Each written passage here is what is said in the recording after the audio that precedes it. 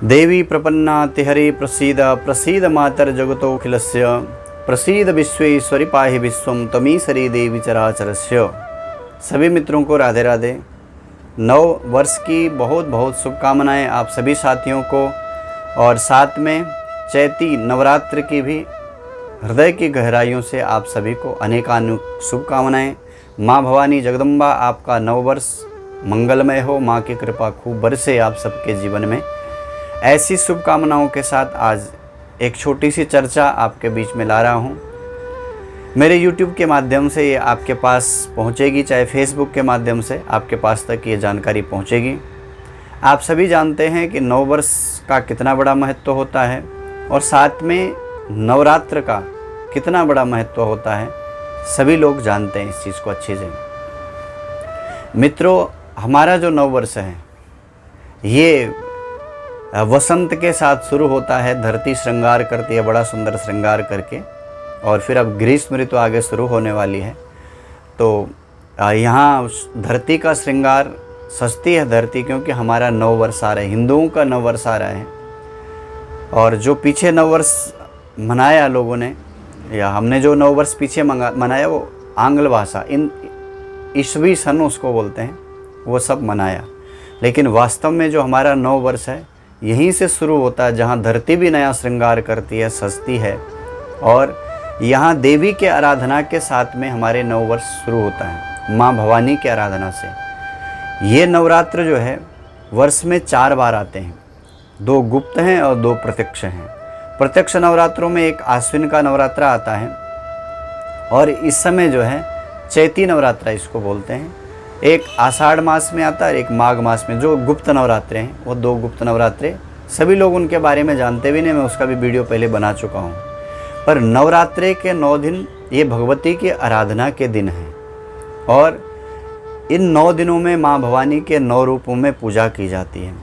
विशेष करके माँ भवानी का महाकाली, महालक्ष्मी और महासरस्वती का जो स्वरूप है, उन तीनों रूपों का इन नवरात्रों में खूब आराधना की जाती है। और माँ भवानी के वो 3 रूप, कायिक, वाचिक और मानसिक, जो हमारे 3 प्रकार के पाप हमसे बनते हैं, इन तीनों पापों का शमन करती है माँ भवानी अम्बा। क्लेशों का शमन करती है माँ भगवती जगदम्बा, क्लेश हारिणीम। इस संसार रूपी सागर से पार लगाती है माँ भवानी जगदम्बा अम्बा, माँ काली और महालक्ष्मी और महासरस्वती। हमारे क्लेशों का संहार करती है काली, हमारे अंदर ज्ञान का सृजन करती है माँ ब्रह्माणी और गौरा जिसको बोलते हैं, और हमारे जीवन में धन की वृद्धि करती है माँ लक्ष्मी।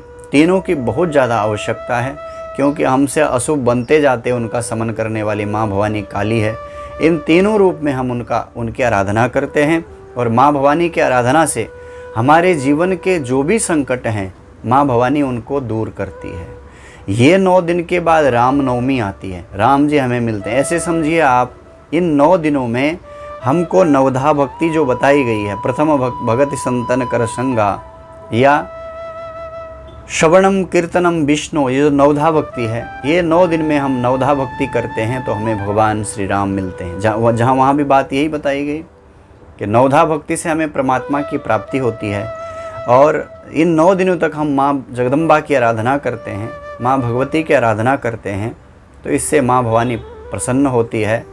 और फिर हमारे जीवन के जो संकट हैं, हमारे जीवन के जो कष्ट हैं, अनेकों जन्मों से जो हम भटक रहे हैं, इस जन्म जन्म के जाल को काटती है माँ भवानी अम्बा जगदम्बा, माँ आदिशक्ति पराम्बा, ये सब की आद्या है। और दूसरे बंधुओं, नया साल हमारा मंगलमय हो, हमारा नया साल शुरू हो रहा है, तो हमारा नया साल हमारा अच्छा बीते।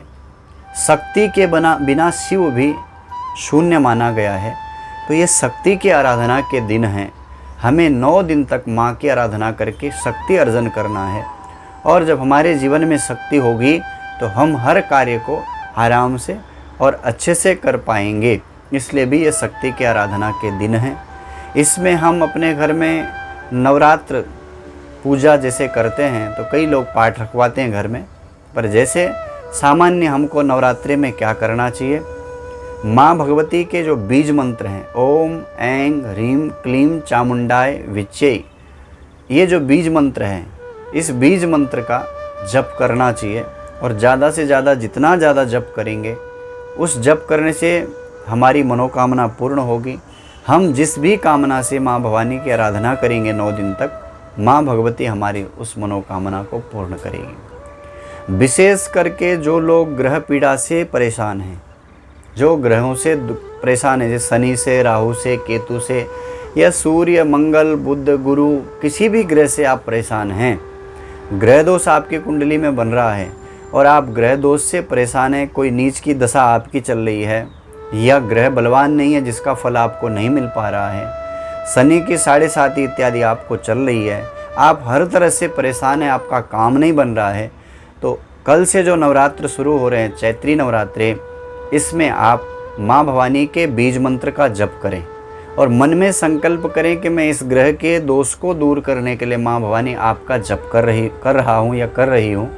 आप मेरे इस क्लेश को, इस दुख को दूर करें और मेरी मनोकामना पूर्ण करें। ऐसे संकल्प ले करके आप 9 दिन तक माँ भवानी का जो बीज मंत्र है, ओम ऐं ह्रीं क्लीं चामुंडाय विच्चे, इस बीज मंत्र का बड़े भाव और श्रद्धा के साथ, विश्वास के साथ जप करिए तो पक्का है नवरात्र में किया गया आपका ये जप आपको वर्ष भर खूब प्रसन्नता देगा।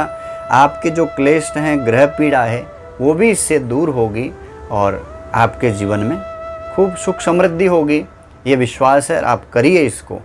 जो लोग पाठ कर सकते हैं दुर्गा सप्तशती का, वो पाठ करें, या जो लोग कवच का पाठ या अर्गला स्तोत्र और कीलक और कुछ नहीं कर सकते तो इनका पाठ करिए।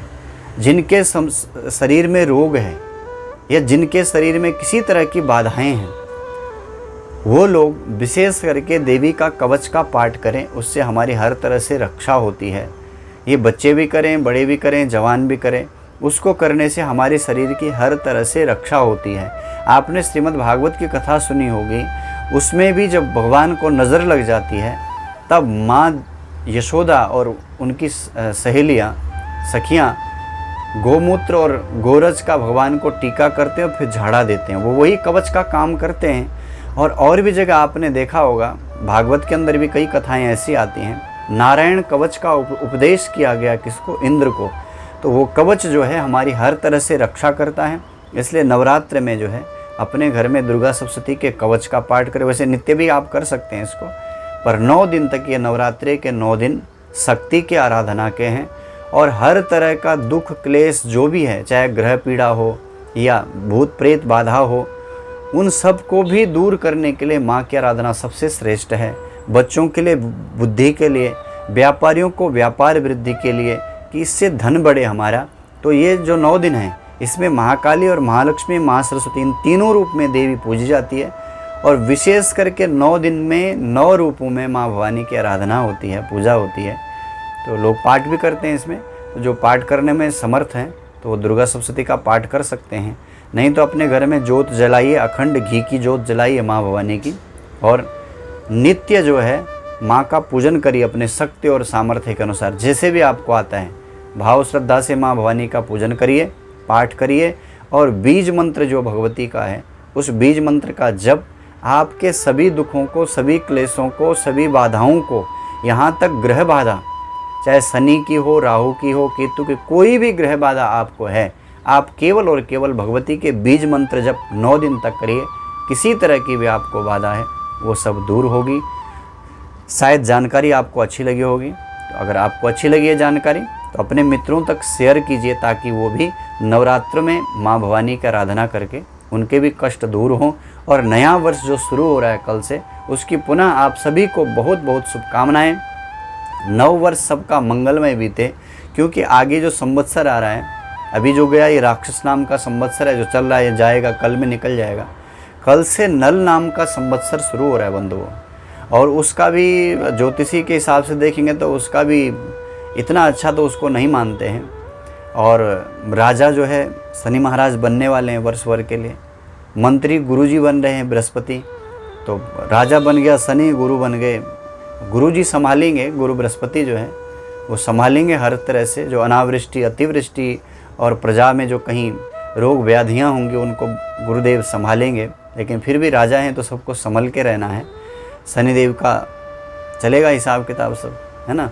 तो सबका मंगल हो, ऐसी मंगल भावना के साथ अच्छी जानकारी अगर आपको लगे तो इसको शेयर ज़रूर करिएगा अपने मित्रों के साथ में। और अभी तक आप फेसबुक के माध्यम से किसी और भी माध्यम से मेरे वीडियो को देख रहे हैं, अगर मेरे यूट्यूब चैनल को आपने सब्सक्राइब नहीं किया तो मेरा यूट्यूब चैनल आचार्य देवेंद्र गिरधर सब्सक्राइब ज़रूर कीजिएगा। पुनः बहुत जल्दी एक नई जानकारी के साथ आपके बीच में उपस्थित होऊंगा। आप सभी को राधे राधे।